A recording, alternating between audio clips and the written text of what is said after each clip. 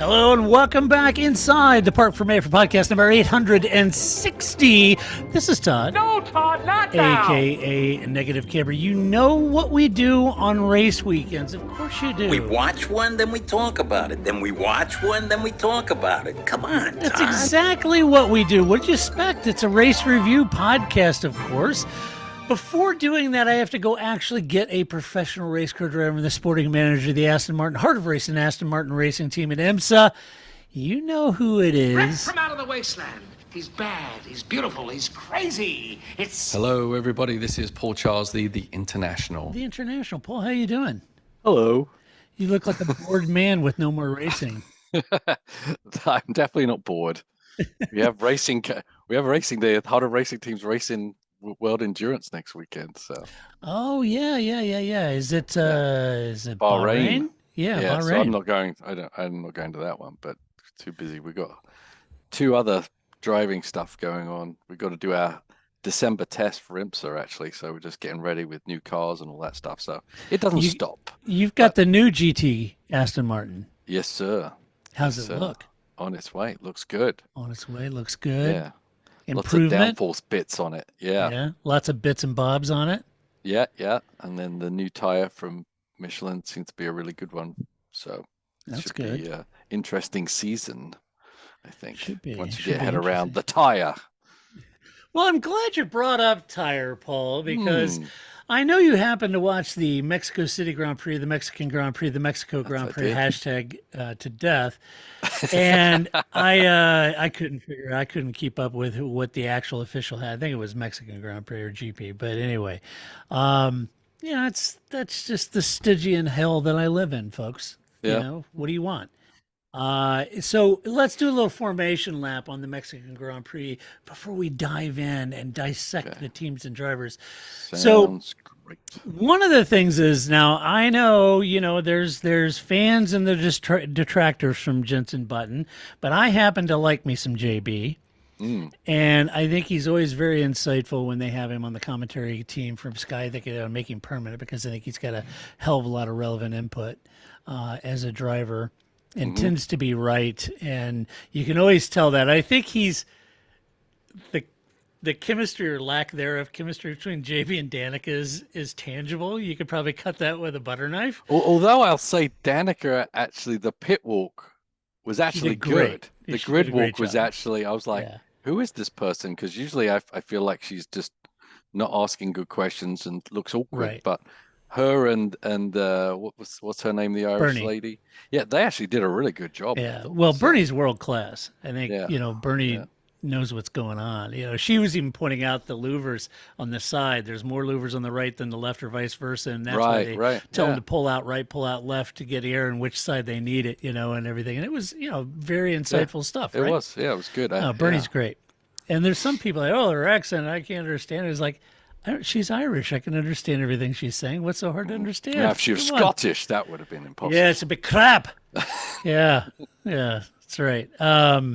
So anyway, that was good. But anyway, JB's good, and he brought up a point that I wanted to unpack a little bit more on the podcast, because I know all of you out there listening love a good tire-centric Grand Prix, and you love talking about tires more than you actually like talking about the racing itself. So I thought I would discuss what I think was an interesting element to the Mexico City Grand Prix. JB brought it up, as I mentioned. The issue at hand, Paul, as JB pointed out, Karun was saying, it's a low abrasion track. It's not, heavy on the tires. They've got the softest Pirellis in the range. And JB quickly jumped in and said this. And the thing about Karun is he says enough factual, true things but he tends to weave a narrative that I don't know that's actually happening, but there's enough factually true things that it could be, so you never really know. And when JB comes on, he pretty much is the grand equalizer on that kind of nonsense. And he kind of said, well, wait a minute. He was making the point that the issue at hand is that the low abrasion and low grip of the track is actually, would heat up the tire tread not the carcass. So you tend to boil the tread itself on the surface, but you're not getting enough heat in the actual carcass itself of the tire, and this has a big impact on the drivability, and makes a major issue. So I thought we'd ask you, Paul, being that you're, up to your eyeballs in Michelin tires and IMSA. It can't be unlike IMSA. It can't be, cars and tires are cars and tires, racing cars. And ask you how your team handles it in IMSA when you have a combination of a track and tire that tends to heat up the surface of the tire and not get enough heat in that carcass of that tire, and it heats up the surface too quick. How do you guys handle that? It was a factor in Mexico. And did you see that play out? Not only how do you handle it in your team with a heavy car like an Aston, did you see it sort of playing itself out in the Mexican Grand Prix? Yeah, well, I can't tell you exactly how we do it. No, you can't say exactly. Yeah, but there is a whole strategy and thought process behind it. The first thing is you can't really set your car up to just do that, right? Because then you're compromising so much on the pace of the car. So you don't set your car up to be able to match the surface and the internal. It's a lot of driver input with a lot of engineering theory behind it on how to get that done.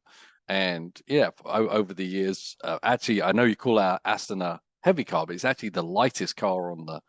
Well, heavier than F1 cars, yes. Yeah. But here's the example. So, and the Michelin tire is obviously different, behaves differently in a Formula car. So our car being the lightest car, we actually struggle with getting energy into the car, into the tire. So it's kind of similar to what you're talking about in Mexico, where it'd be really easy to go out there and just start, weaving around and getting that surface temperature up, and then just obliterating the tire before. So the key is you want to match the perfect pressure that tire works on with, which internally comes with the temperature, with the surface temperature. So you gotta work your way into it, and the drivers feel and experience really comes into play there. How much do you work the tire? You work it in slowly, steadily, but you got to work it in slowly, steadily, but make sure you know exactly when that point is, so that they're both hitting each other at the same point, and that's when that tire is going to work at its very best. For an IMSA car, it may be lap 3, lap 4. For a Formula One car, in qualifying, they've got to do it straight away, right? But in the race, heavy fuel load and that kind of stuff, they can't just throw that tire away. And what I did notice was people like, and I've definitely noticed in the past, people like Verstappen, Norris for sure, this time, Lewis, really good at working the car in, not panicking in those first few laps and trying to I've got to get by this. Like Norris, for instance, like he fell back and he didn't make instant gains, because he knew how to get that tire in to its perfect place. So then it's going to give him back that pace for the whole race, which is exactly what he did. So even though he fell back, he didn't panic. He made sure he didn't, work that tire and got it perfect, so that he could make all that forward trajectory and through those other people who may not have been doing the same thing. But definitely, as I said, Norris does it. Lewis definitely does it really well, and Verstappen does it. Didn't have to do it this week, but he's definitely done it in the past, where you just don't see. You're expecting them. Oh, he's in 13th place. He's going to get rid of these people. No, they don't, because they're patient. They're waiting and working that tire in gradually, slowly, so that they don't overheat the surface of the tire. And I think this is going to be a tough thing when you, speaking of Lando, who I think did a great job at that, exemplified, personified the race. But when you juxtapose that with a rookie like Oscar, I think he struggles right now, as any rookie would. I'm not taking anything away from Oscar. But getting on top of that tire management in Formula One has to be a Herculean task for any rookie. And I think that I think we've seen a little bit with Oscar trying to get those tires in that window, and it'll come in time. And he'll get it. But it'll basically be a light switch. Yeah. With patience. Charles Leclerc, do you guys remember Charles Leclerc when he was at Sauber, right? Remember how he struggled, Paul, in that first season, and just couldn't get on top of that, and then then like a light switch, like you said, he figured it out, at Sauber, and then he had it down. So yeah, I think that's the reason I bring this up is not to dwell on a bunch of tire talk. I know people are tired of talking about it, and I am too. But I do think, Paul, you bring up a good point. There's so many it's a multivariate equation as far as the tire and its performance and ultimate pace, because you're talking about a track temperature, a track abrasion level, track grip level. You're talking about driver input, right? How much driver input, braking, brake bias. You're also talking about speed, lateral load, and you're also talking about the actual tire compound itself. Yeah, and you've got different compounds there. So yeah, as you're saying, lateral, it's you try to minimize the lateral, or at the beginning, right? And you use the core temperature of the brakes to try and get more heat on the inside before you really start stressing the surface as much as you can. Yeah. And I guess, perhaps, I don't know if it's more difficult. It's a different series, but equally is I think about IMSA, you have multiple drivers. So multiple driving styles, multiple things, and that even compounds the complexity of it does. You put Ian in a car on a set of Michelins, they're going to perform. You think you know how it is, and then you throw Roman in, and maybe he's a little different in his approach. So all of a sudden, that Michelin isn't performing quite the same as you thought it was going to, because Ian and Roman are different drivers, right? Absolutely, yeah. You have to actually adjust how starting pressures and all that kind of stuff to what driver is going to be in there. Yeah. It's a little easier in Formula One, even though they whine about everything. But they have tire warmers, right? That helps a lot. Yeah. They have a tire warmers, and they soak the heat. In IMSA, we go out on cold tires. Michelin walk around with a heat gun and make sure we haven't been stuffing them by the space heater in the corner of the tent, right? Yeah. You got to have ambient temperature on those tires. And so in the middle of a race, it's even more difficult, I would say, in an IMSA car. And once you get over that, if you spike it, it doesn't come back. It's not like you can slow it down and cool the tires off, as they say. Toast. It's toast already. Yeah. Then you just have to deal with whatever imbalance you've got now because of it. Yeah. And I think Martin Brundle mentioned that during the broadcast. He said there's no recovery from that. Once it's been cooked, it's done. And you're left with that beef Wellington, whether you like it or not.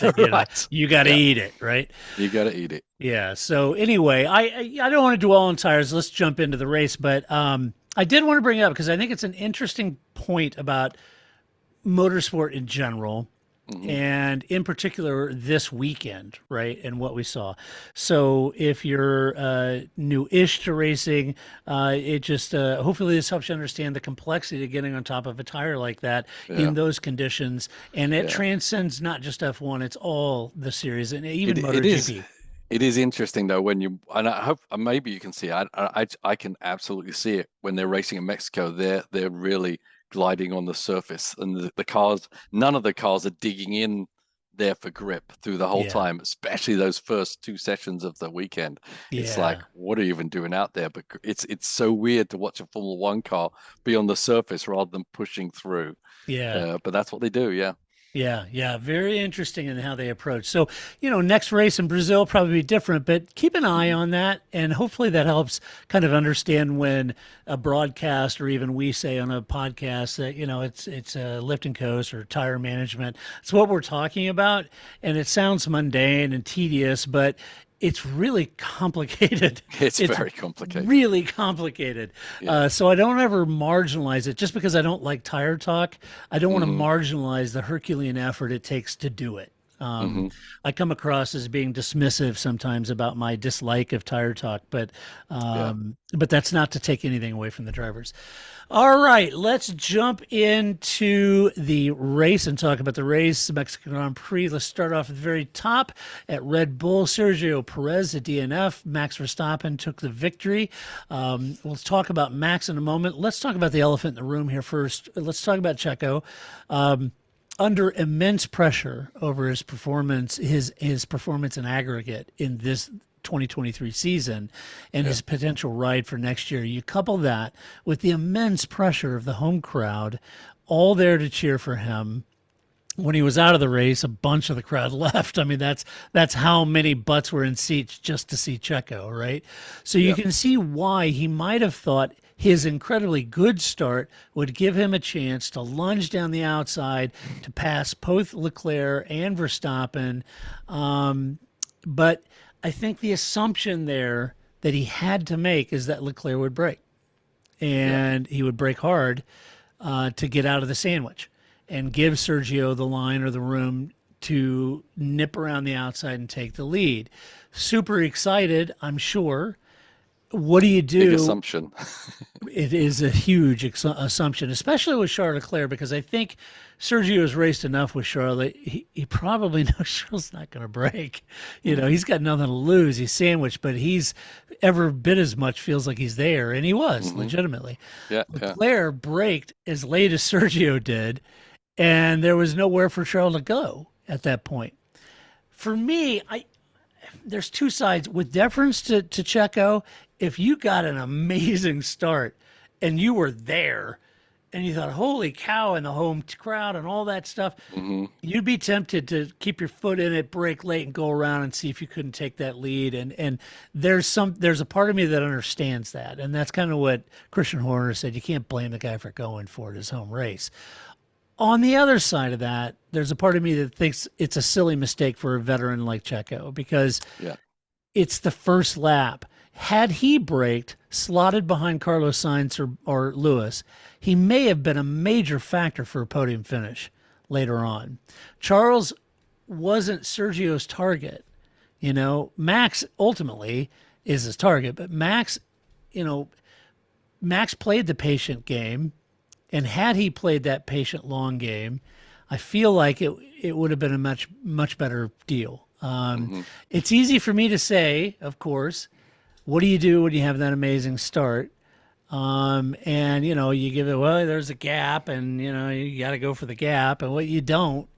But I don't know. I'm trying to have deference for Sergio, but boy, I gotta be honest, it was not good. Yeah. Can I just say one thing? Can we drop if there is a gap, you must always go for it? Yeah, that's. Can we drop that quote from now on? Different era. Different era. It wasn't really right.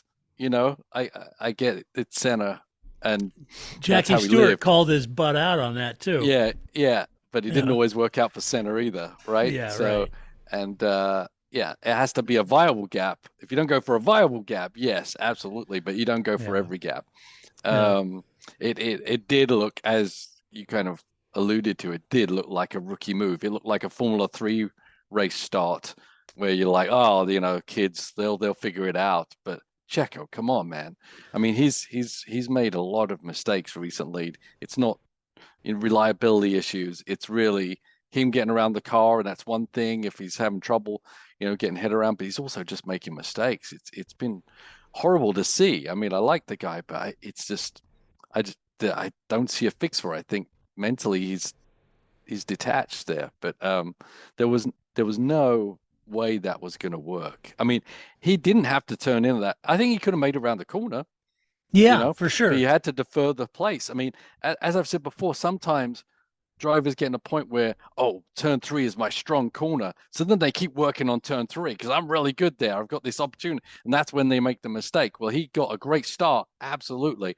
But that doesn't mean you got a great start that's going to take you to the lead. That's one step too far, right? Yeah. If you came out of turn 2 in third place, you should be, Elated. cheering to the rafters, right? Yeah. But instead he just got greedy. He's greedy and he's desperate. He wanted to, do something that no one would imagine he could do to try and make up for all the bad times he's been having. And what, it just doesn't work that way, right? He's got to work his way back into being the Checo of old, which we saw earlier this year. It wasn't that long ago, did. right? Yeah. And it was just a desperation move, and it felt desperate. I get that it's in front of his home crowd, but that's even more so why you want to finish the race and put on a good show. You don't make rookie Formula 3 driver mistakes. So I mean, as I said, he could have kept the wheel straight. He just assumed and made a turn in that wasn't there because Charles was still there. So he should have given more room. Charles would have got ahead of him, but. Of course, but he would have survived to fight another day. Yeah, and he would have factored in because Charles, he was on a different strategy. Checo on a two-stopper. Charles is going for a one. There was a lot of strategy to play out, and then the red flag came out. Checo had a fresh set of mediums like Lewis did at the end. Probably could have made a podium run out of this. Yeah, you know? absolutely should have been Yeah. on the podium Yeah. if he'd have kept it going, but instead Right. he gets zero. And Right. as great and as crazy as it seems, Lewis may beat him to second in the championship, which Yeah. is great. I mean, obviously says a lot about Lewis, but Yep. doesn't say a lot about Checo, unfortunately. No, it's unfortunate. Mhm. It's a bad mistake in my mind. From Max's point of view, Paul, it was really about that long run pace. They had committed early on in the weekend to a two-stopper, even though one-stopper seemed to be the the way to go, but they thought it was a little too risky to do the one-stopper given the track and how fast the track temps could change. And hat tip to Mark Hughes because that insight came from Mark, not me. I was reading his commentary on it, and I was curious about Red Bull committing. I knew they committed so early because I get the same emails from Pirelli with all the sets, available for the race. So I knew they committed to a two-stop on both, given what they had, it was my assumption, given on the tires that they saved. But it was interesting. They split it. So Max had saved back two hards, Perez two mediums. So they alternate strategies on that. But I was curious about it. And Mark said he felt like they committed early because the track temperature fluctuation was so great. And they thought, we don't get hung out on a one-stopper like that. Yeah. Makes sense to me. So the red flag, though, came out. And Max did that early pit stop, lap 19. That put the cat amongst the pigeons, obviously. Then the red flag came out and neutralizes everybody's strategies. This gives Max basically a level playing field from that point in the second half of the race on a fresh set of hards. And from there, it was not looking back for Max. He took his record-breaking 16th win of the season, drove an impeccable race from that point forward. He didn't put a foot wrong and looked pretty dominant. Yeah, I mean, without that stoppage and reset, he would have won by a lot more, I think. I mean, the strategy was the right one. Just that, it just doesn't seem to ever really work out that long single stop pace. And plus, Red Bull know they've got pace. Yeah. So if they've got pace in hand that they can play with, so the two stopper makes sense. It's safe. And when you've got that in your hand, it makes it easy to make that decision, I feel. And it was the right decision, obviously, because a few others tried it, and I think it was strong. We saw what Norris did, how much gap he closed up on the rest of the field who were just kind of circulating on their tires. He basically made up all the deficit of his pit stop before they even came in for their first stop, and he still had plenty of life in his tire left. So it was definitely the good move, and the one you like to watch at least. To see people driving fast rather than driving a conservative tire. Yeah, exactly. And I think even at the end of the race, I read that Lando's tires were in great shape. Yeah, which is amazing. Yeah. Let's talk about Mercedes, shall we? Seems fun. Get down. Get in there, Lewis. You got Lewis Hamilton P2, George Russell P6. Lewis, another great weekend for him. Had a great start, was patient, right?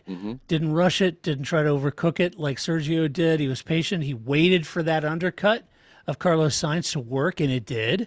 Then he started hunting down Leclerc. Early on, I'm not sure Lewis was a threat to Charles early on because Charles is on newer tires, but that red flag changed everything, right?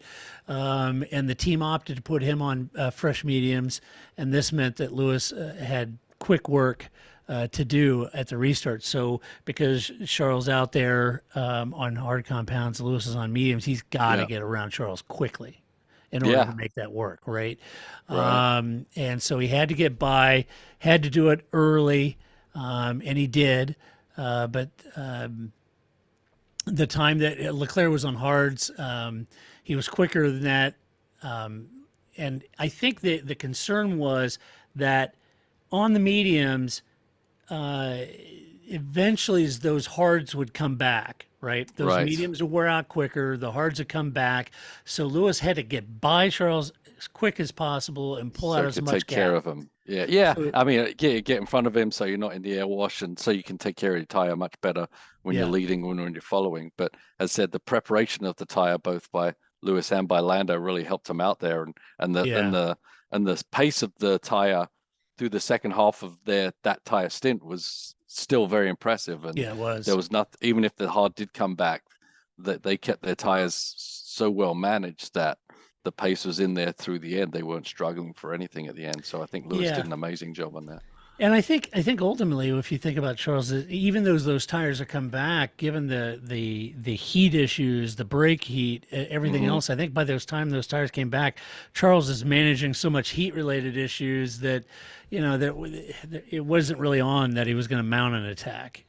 Yeah, yeah. I At mean, that the point. race pace of the Ferraris wasn't as good as you wanted it to be, obviously, and Lewis kind of showed that up. Otherwise, without Yeah, Lewis, yeah, I guess it would have seemed fine, right? But yeah. Right, definitely not right, compared to how they qualified. But right, right. yeah, For it sure. just I think the teams, yeah, McLaren and Mercedes both got their head around that medium tire, and the drivers did the job with it. And no matter how well Charles drove, he just couldn't get the pace out of the hard tire to match it. Yeah, yeah, no doubt. I will say that I'm not quite sure why all the hype over Lewis's DRS pass of Charles. No, And I was reading online, oh my gosh, is the best race or best pass of Lewis's career is a DRS pass down the straight. yeah, I mean, because some yeah, dust flicked up, they he got all flicked up a excited, little I suppose. dust on the white Yeah, line, but whatever. I mean, yeah, have you guys not watched Lewis's career? Because he's had passes way better than that. right. And Way there was better better. passes in that race, better than that for sure. Yeah, Yeah. and so everybody was just going crazy about that pass. And I was like, and then I was reading all these, I don't know, some of these websites, all these silly power ranking stuff where they rank drivers, apart from the machinery at each Grand Prix, and they all had Lewis at the top of the power ranking. And I thought Mm. surely Lando would have been Yeah, at the top of that list. Did you miss the race? I don't yeah. know. They can't let it go, Paul. No. They just can't appreciate it. They can't let it go. Anyway, let's talk about George, shall we? Mm. George was trying to mount an assault on the podium, but his brakes overheated. He had to lift and coast to protect the brakes. This prompted him losing a lot of heat in his tires. His tires get out of the heat cycle, the heat Hmm. window. He couldn't get them switched back on. He lost a spot to Norris and nearly lost a spot to Ricardo. It's an interesting issue to watch as Lewis makes the most of that improved Mercedes, while George seems to really be struggling of late to come in Yeah. with grips with that car. And even George said he needs to find some consistency over these weekends. Not quite sure why that is, Paul. Lewis, we know one of the hallmarks of Lewis's career is he's become just an absolute expert, in the tire management world, Hmm. and he's great at it. Um, I don't know if that's what Charles is or George is struggling with now. Yeah. Is the way that Mercedes is treating its tires. If there's been a differentiation with the upgrades, something is not comfortable for George, and he's struggling to get on top of it. Yeah, definitely Lewis seems to have his head around the updates and how well to get the most out of them for sure. Hmm. Um, some of it I think is once again, I think Lewis did struggle a little bit, and I think maybe George probably assumed that was because George was now a better driver. but Yeah, that I don't think that was the case, right? George is a great driver, but yeah, he is. yeah, you just can discount Lewis at your peril. No, But you can't discount it. yeah, it's tough to do um, the lift and coast and keep pressure in your tires and temperature and all that kind of stuff. Visually, it's hard to see it, why that would be happening. We just saw that he just didn't quite have the pace to be able to get Hmm. around people and just kind of coast around there. But that makes complete sense that, you, you have to lift and coast. You can't put the energy into the tire. So once those tires get out that window, it's nearly impossible to get them back. And he was on the medium still though, wasn't he? So Yeah, at the end, I think as well. So a little surprising he couldn't do that. It would with the hards, it would have been even worse. yeah. Yeah. Yeah, tough weekend. I failed to mention, so Lewis was in P2, George was P6. Sorry about that, folks. Let's talk about who's up next. Ferrari. No, it cannot be, Ricky. It can't be Ricky. Ferrari, Charles Leclerc in P3, Carlos Sainz in P4. They started in P1, P2, couldn't convert that into a P1, P2 finish. It wasn't, it wasn't a terrible weekend for either of them. Leclerc was squeezed by Checo at the start, damaged his front wing, but his end plate later came off in a couple of laps. That was good. He was still very quick out there, but struggled on the hard at the restart when Lewis was on mediums, and he couldn't hold the champ behind him, losing a spot and finishing P3 at that point in time. Like I said, by the time his hards were coming into that cycle and the mediums were falling off the edge, Charles was managing a lot of issues, the heat-related issues on his car at that time. There was no real time to mount a challenge that wasn't realistic. I will say, Paul, that they thought the fans booing Charles in the podium was just a very, very sad sight to see, because anyone could tell that Checo was the architect of his own misfortune in Mexico, and to be booing Charles was just in very poor taste. Very poor taste. I hate that anytime, really. But I do too. How group mentality works, right? Yeah. But anyone watching that unbiased would absolutely hold nothing against Charles for that. And by the end of the race, I would have thought everyone would have been settled down and understood that. But evidently, there's always some in the crowd, right? So there was a video of a big fight in the grandstands going on. Oh, really? Too. So yeah, it must have maybe that woman from that throng of Checo found somebody wearing red who was a Charles Leclerc fan and took it out on him. I don't know. It was weird. Yeah. Sad to see. There's a little aggro going in the crowds on F1 races, like a hockey game broke out back there or something. Yeah. Right. What? It's crazy. So it's hard to say about Ferrari. I mean, for them, downside is they had two cars in the front row and ended up third and fourth, but realistically, they did a great job to get first and second. Not a perfect place to start. You're always a bit vulnerable at this place anyway, but realistically, their pace was probably a third and fourth car in the end anyway. Maybe Lewis is a bit of a spoiler in there, maybe a second and third. But as you say, not bad, but not. Yeah, it wasn't terrible, but help me understand. It set me straight here, Paul. I was a little confused. I didn't quite understand Ferrari's strategy with Carlos, because they never really seemed to try to cover the undercut from Hamilton. And he lost that spot. It's one or the other, right? Yeah. Yeah, I kind of thought it was. And I thought, well, I understand, you got Carlos buffering Charles and all that kind of stuff. I kind of thought, man, I don't know. I kind of felt like they probably should have tried to cover Lewis's undercut, but Carlos did manage to hold George off and said that the majority of the day was spent managing heat and tires. But I don't know. Am I wrong? Should they have split them and covered or tried to cover? I would think you could be aggressive at this point in the year. I think there's not as much on the line for them, and I definitely think you need to be more aggressive rather than just be in a no man's land. Yeah, basically. I mean, I know they were going to go long with Charles, but with Carlos, why not, right? Yeah, why not measure it, see what he can do? Better to attack than have to defend the whole time, I feel. Yeah. McLaren, Lando Norris, P5, Oscar Piastri, PA. Lando started at the back, and his soft tire start and two-stopper boxed him early and put him in clean air. And at this point, Paul, really looked like it was going to work. It really looked like it was going to work out very well indeed. And his hard compounds launched him up into the top 10 at that point.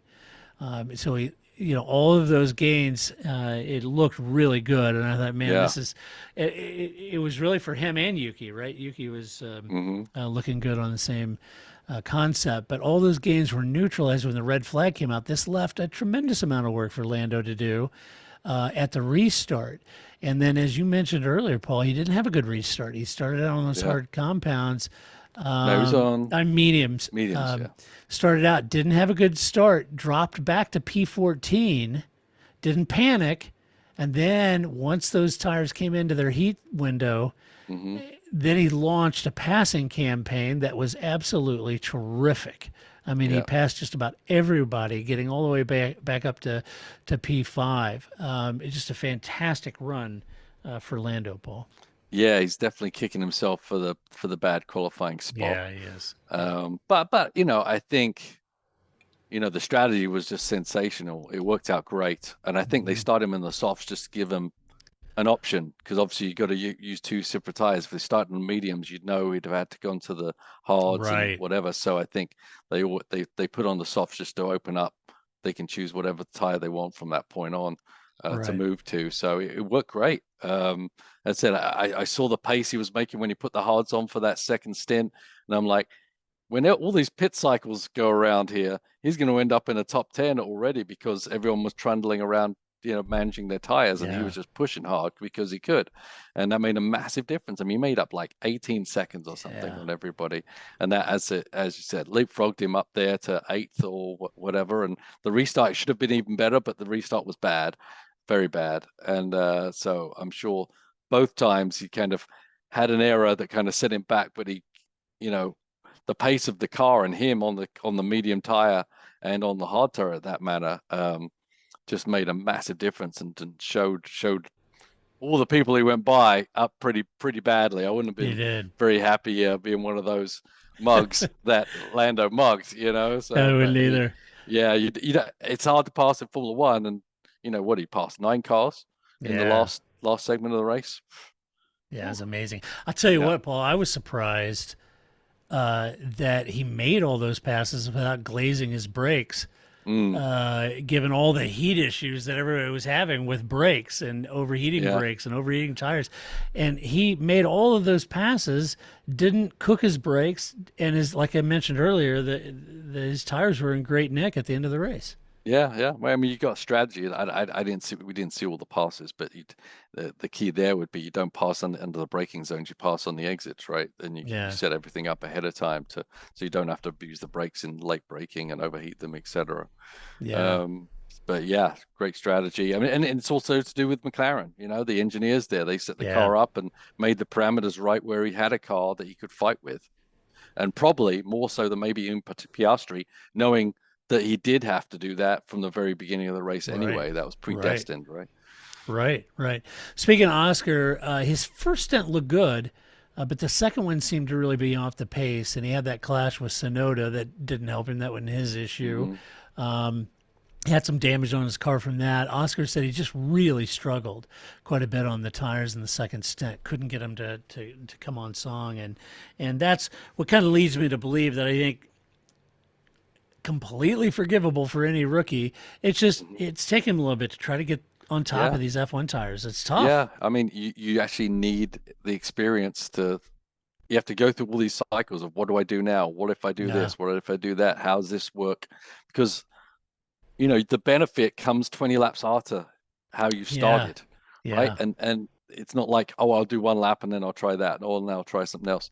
It really is experience, and you need a lot of Grand Prix under your belt, and hope that the tire design doesn't change so radically where everything you've learned goes to pot, but the process doesn't. So as I said, I've driven a lot of tires, and some, you know, you feel you drive them enough and you kind of know, okay, this is this phase and I know what's on the next side, so I know that what I've done is correct. So AlphaTauri, Daniel Ricciardo, P7, Yuki Tsunoda, P12. Dan had a great qualifying and a terrific race going, holding on to fourth early on, Paul. Then the red flag made it harder for him as he was limited on the tire choices that he had left.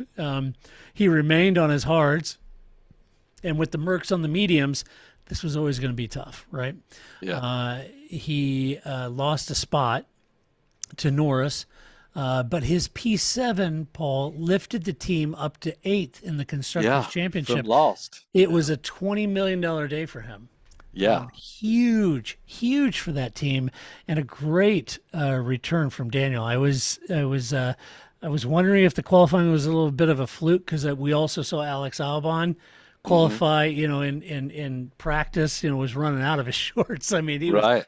I Yeah. thought the Williams, like, holy cow, they're going to be a Yeah. factor, I need to change my fantasy team. Yeah. I know, me too. And I thought, whoa, wait a minute. And then Ricardo, qualifying, I was like, is it kind of a case of or Yeah. not? But it's a great race for him.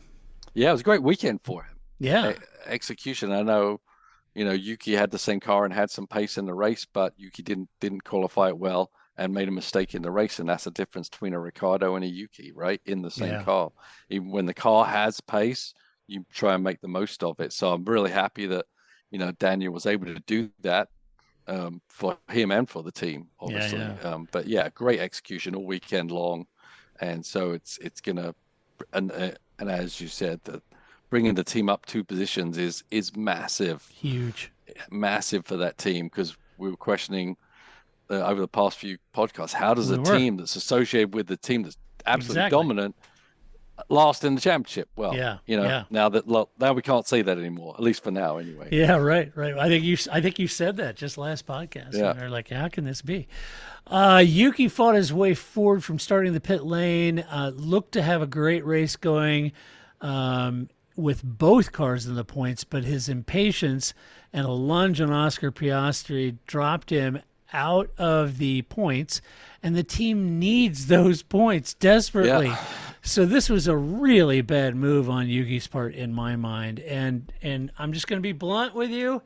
I think it's yet another reason I think I would have kept Liam and Daniel instead of Yuki and Daniel. Yuki has been in F1 long enough. And I got to be honest with you. I think this whole red mist and anger problem he's got, it's not getting any better. I mean, we all love to laugh and guffaw and knee slap when he starts F-bombing all over the radio and, that little Yuki, he's crazy. I'm telling you, that kind of crap and that kind of anger management issue, it begets exactly what we just saw. Right. Impatient, diving in there, clouding Oscar Piastri. He had pace on Oscar. He was going to get by him. You just got to be patient. And he's been in F1 long enough to know that, I feel like. Yeah. And good drivers, when they know they've got a good car underneath them, are patient. Yeah. Like Hamilton, like Norris. Yes. They bide their time. Like I've Max, got this guy. Gotta let it it's come just to a matter of time, right? Yeah. And but no, he forced it and just as bad a move as Perez made at the start of the race. For sure. Maybe worse because of the position he was in and his team's in. And his team's in. I totally agree. And when you juxtapose that with Dan reeling in a Mercedes at the end, but he didn't do anything stupid. He knew he had a quick car, right? But either he's going to get him and get him the right way without throwing all his points away. He knew what it meant to the team. Dan's, a smart guy, and he made a couple efforts at it. Not in the cards. Rode home in the points. That's worth $20 million. Yuki should have done the exact same thing. Waited for Oscar. Waited for the mistake. Oscar was struggling with those tires. It was clear. Wait for it. Let the race come to you and score the points and solidify their position instead of keeping on tenterhooks. Right. Bad move. Use that gift they've given to you, the DRS, and don't panic. Yeah, don't panic. Think you have to, don't Instead, he's on the radio F-bombing the team, and I don't know why Franz Tost puts up with it. I wouldn't. I don't either. And the only thing I can think of is got something to do with Honda, so they have to put up with it. But boy, I wouldn't put up with that crap. I just wouldn't. Nope. Let's see. Williams, Alex Albon P9, Logan Sargent at DNF. Alex started on the hards, made up a few places at the start. Despite the red flag and restart, he managed to pull out a lead ahead of the Alpine and Haas battle to bring him home the points. So that kept him safely away from all that stuff behind him. His pace on Friday and Saturday seemed to suggest he might have done even better, but he said it was a race basically of tire management and probably the best he could get out of the car. So I was a little surprised, and it may speak, Paul, to the varying temperatures of that track and to Red Bull's point. When he set those incredibly fast times in practice qualifying, or that track temperature changed just within qualifying. It was the weirdest qualifying to see there. The penultimate laps for all of the top teams were faster than the final lap for pole. So that track evolution happened rapidly, and I think there was just that window that the Williams worked and was on song, and then it was out of the window. Yeah, You know? maybe it has stuff with the low grip track that a temperature differential makes a bigger difference Yeah. than Yeah, yeah. another track that you got a little bit more bite into it, you know? Yeah, yeah, Yeah. yeah. So otherwise, it's points for Williams. I don't think Alex can be unhappy with that. No, absolutely not. I mean, once again, we're talking about, what to do with Perez. I know people keep talking about Daniel. I'd take Albon. I would take Albon, I would too. 'cause I like Dan, but he's doing it consistently, and He is. he's taking that car where it shouldn't be half the Yeah. time. I think the team are doing a great job. I don't want to discount it. It's not like Albon's just doing it all on his own. no, I think the engineering involves, James's support and how he's turning Yeah. that team around is part of it. But Albon, you got to have the guy that can do the job, and that helps lift the team to try do more. And that's Yep. exactly what Albon's doing. So. No doubt about it. Yeah, if I was Red Bull, hey, look, I'd take it on the chin. They were wrong on Alex. I feel like they were wrong. Yep. Their timing of moving him back down may have been right, but they should have kept him in the Red Bull stable at AlphaTauri, and they didn't, and so he walks. I think they should pull him back. If they're going to part ways with Perez, I would take Albon.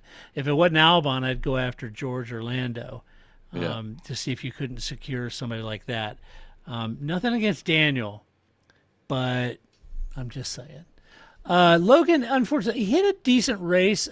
There was some, it was decent at times and it was ragged at times. I think he did have some good passing or overtaking moments, though, that I thought was good. Unfortunately, he had to retire to the car with a fuel pump issue, so there's not a lot to talk about with Logan, unfortunately.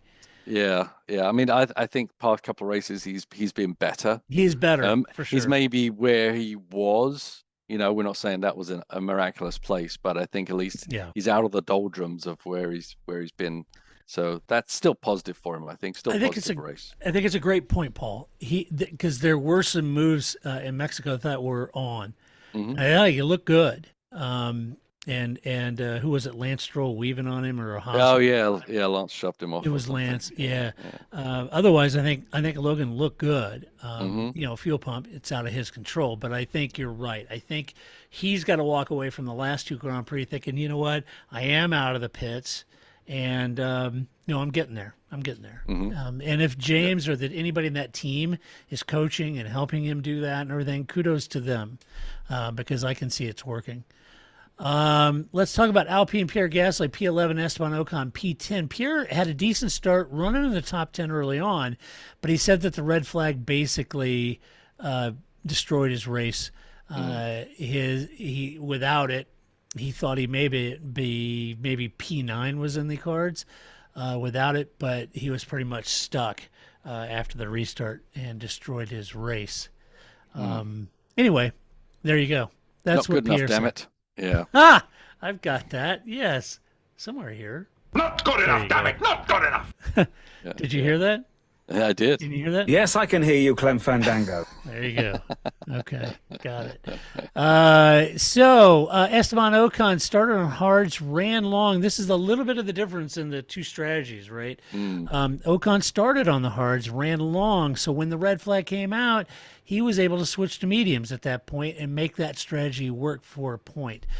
Came in P10. Esteban said they took that risky strategy and it paid off. So. Yeah. Paid off 1 point. One point. Yeah, I mean, that was, not the greatest Alpine day for sure. No, let's be brutally honest. You and I have watched Renault come back. Alpine should be winning races by now. Yeah, they should have.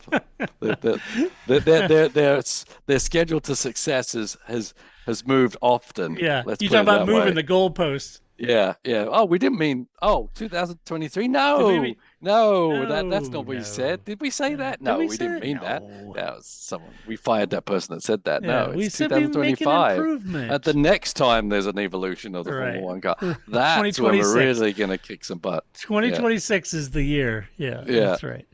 Let's see. Haas F1, Nico Hulkenberg, P13, Magnussen, DNF. Kevin had a brutal crash. Yeah. Brought out the red flag. I'm glad he's okay because that looked pretty pretty impactful. He said it was a suspension failure in the left rear. The team said they believe it was heat related. So that was, I'm glad he got out. He's shaking his hand. I was, it looked like a hard impact because that car was torn up. Right. B, at first I was just hoping he was okay, and he got out of the car, so I was like, whew.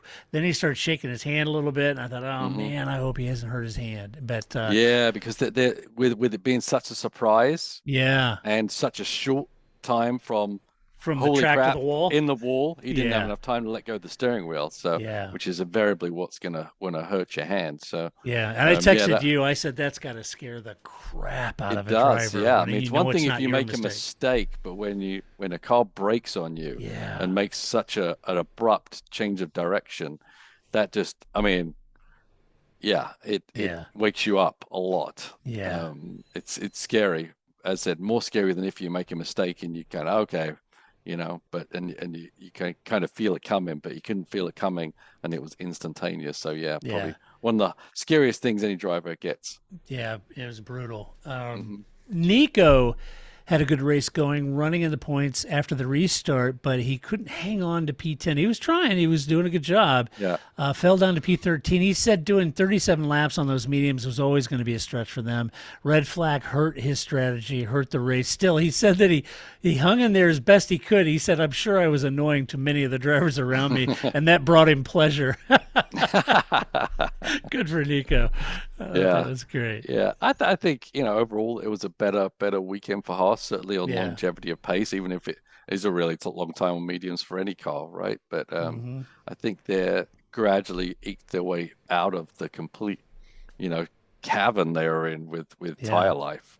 I'd like to I think it's taking a bit of pace off them, a little bit of pace. I was ultimate single lap pace, should I say? I'd like to think that maybe the team. Remember, they brought those upgrades, and then they said, "Boy, that didn't go as planned." And I'm kind of thinking maybe, in a way, maybe the team sort of seems to got on top of the upgrades this weekend. Maybe those upgrades just got them kind of dialed in a little better. Yeah, but definitely harder when you're on a sprint race weekend to get around anything. Yeah, exactly. Yeah, so kudos to the team for getting the cars hooked up. I think, up until the crash, I think Kevin looked good too. Yeah. So kudos to them. Somebody that didn't look good, Alfa Romeo, Valtteri Bottas, P15, Joko on you, P14. Paul, what a tale of two different days, right? They qualified both cars in the top 10 on Sunday. And then they sank like a stone on Saturday. They qualified both cars in top 10. On Sunday, they sank like a stone. Bottas had a bad start, lost several positions. Joe boxed first, and when the red flag came out, it meant he was the most used hard compounds. Neither of them had fresh tires for the balance of the race. And to add insult to injury, Bottas ran wide, punted Lance Stroll, ending Lance's race. What the hell? It was a big miss given where their qualifying was, Paul. Yeah, I mean, the qualifying into Q3 is kind of has a double-edged sword, doesn't it? For teams like that, where they've got the pace, we're going to get into Q3, but he does use up tires. Yeah, and that's definitely what caught them out there at the end, because for them to match that pace, they probably have to go through more runs than the top cars. So that definitely not great for them. But they just seem to just fall into mediocrity in the second half of a race all the time, and I'm not quite sure why that is happening. It doesn't seem super tire related. It just seems like the car just goes pace. Yeah, just the pace isn't there. Yeah, it can be there, but not consistently. So weird. Yeah. Aston Martin, Lance Stroll, and Fernando Alonso both DNFs. Brutal weekend for Aston. I'm unclear now. As the time of making the notes and stuff, and I haven't read anything today, but I'm unclear what happened to Aston Martin and their upgrades. I mean, they seem to have gone the exact opposite direction they were hoping for. So I'm not quite sure why they're struggling with those upgrades. Fernando retired because of debris damage. I don't know. I think when there's a part of me lack of enthusiasm, lack of interest. I think at that point, I think, I think I hit something. I'm coming in. Yeah, I got to box it. I'm done. I think Fernando, if he's, Fernando is a guy. I swear this has got to be happening. But if he's running down in 17th, and it's halfway, 3/4 of the race, he's done. Why do this? He will give it all. He will till give it all all. hope is lost, and that was what it was. It was lost. Yeah, I think he was pretty much. I mean, done. they didn't have, last week it wasn't that bad. Stroll got into the points. And things Stroll like had that, a good but race. it is weird how they're either not got their head around the upgrades, or the upgrades have gone in a direction that they can't figure out why they got it wrong, wind tunnel correlation, whatever. I'm not sure. I mean, it's not like, Lance was running. He was out there running, and, Valtteri taking him out. It wasn't his fault. No. Apologies for the dog. But I've got 3 of them, so it's always going to be a soundtrack for the podcast. Sorry. So anyway, bad race for them. Let's give away some awards, because we tend to do that on race review weekends. We do. The first award we tend to give away, on occasion, is Move the Race. Get down. All right, Paul. Move the Race. Well, I think you could probably take your pick from a number of You could. Lando moves, I think, or you can just throw them all in at once and that's what I give did. them the big prize. Yeah, I said Lando on everyone. yeah. But there was several moves that were great by him, but the one on Ricciardo was the most fun to watch, I would say. Two good drivers fighting each other fairly, and Lando got it done. So now it wasn't only in the DRS zone, although it was DRS inspired part. Yeah. I was a little surprised you didn't pick Lewis on Charles, DRS down the front straight. Yeah, well, that was amazing. Everybody's like, whoa! Good grief, get a grip. Yeah. I mean, practically everybody passed somebody down the straight on DRS. Yeah. Come on. It was just like Senna versus Mansell. Yeah, it was incredible. It was like, no, he kicked up a little dust. Okay, exciting. Yeah. Woo! I had Lando on everyone. All right, next word is Donkey of the Race. We'll do it live! Oh, yeah. Who'd you have for this bad boy? Well, I'm afraid, Sergio, we do not like your pace or your choices in race tactics. Do you like my pace? Do you like it? No, we don't. No. That was bad. All right, I'm going to split it with you. I'm going Yuki. Okay. I think also well earned. Yeah, come on, man. You're both running in the points. I know you're all, hot and bothered because Dan's beating you, and you're all pissed off, and you're F-bombing the team and everybody else. But dude, you have got to think big picture. That was just a bad move. All right, final award is Drive of the Race. Get down. Get down. Oh boy, Drive of the Race. I think we were the same on this one. I think. I We both had Lando. Question about it. How can you not have Lando? I don't know. It was one of the drives of the season. Oh my gosh. Yeah. I'm telling you, man. There's a part of Lando that's got going, Zach, if you don't give me a decent car next year. Because, man. But the last thing Lando wants to do is partner Max, I know. I think. So where do you go? I don't know. It's really tough right now to know. McLaren resurgence, Ferrari's always alluring. Mercedes are the empire. So where would you go if you're Lando? It's tough. I know. Zach's got to up the game, man. And the good news is McLaren is. I mean, they've done a hell of a job this year from where they started. Andrea Stella doing a great job. All the men and women of Woking do a fabulous job. But I think Lando is exceptional, just doing an incredible job. And it pains me. I'm a Ferrari fan. I'd like to be saying that Charles Leclerc's doing that, but we've got a lot of unforced errors over there on Charles' part. I love Charles, but Lando is exceptional, doing an exceptional job. So anyway, that is our awards. I have no mailbag for you this week. Normally I'd be reading a listener email, but I can make something up. Dear Paul, I love the podcast. You're my favorite race person. How do you think I can't tell you how do? many of those I get. Yeah. No, I'm not going to Zeros. make anything up. I'm going to rely on our awesome listeners out there to go to the mailbag session and leave us. And you can do that because we've got the Brazilian Grand Prix coming up this weekend, Paul. Interlagos. The end of the trifecta. Yes. Got the Interlagos. And it's the F1. Are you a fan of the F1, Paul? The F1, yeah. I am. Yep. Can you hear me? Yes, I can hear you, Clem Fandango. Yes. All right. Fair enough. All right. Go to the website, theparcferme.com. Share your opinion. Tell us what you think of the Mexican Grand Prix. If you were the person getting the crap beat out of you in the stands, let us know what that was all about. Mm-hmm. A huge thank you to our Patreon supporters because we could not and would not. Did you hear me? We would not do this podcast if it wasn't for the Patreon supporters. Turn the lights on. Exactly. I mean, so if you like this podcast, you can go over to our website down at the bottom left or on the right-hand side. It says support us. Just click on that. You can support us any way you want to, any amount you want to, and keep this podcast going. If you like the podcast, go to your favorite podcast player and leave us a good rating. That helps as well. All right? It does. And share this podcast on social media. It's the old like and subscribe button on YouTube, right? Come on, man. Got to get the word out there. So anyway, all right. Until next week, Paul, when we come back to talk about one of your all-time favorite tracks. Absolutely. Interlagos. Just because I like to say Interlagos. Who doesn't? My pronunciation of... I'm going to say this now. I hope we get a much. Rubens Barrichello sightings there. Yeah. I'd love we to see get a Rubino Felipe there. Massa. Oh, crying. you're going to get Massa. Don't worry about that.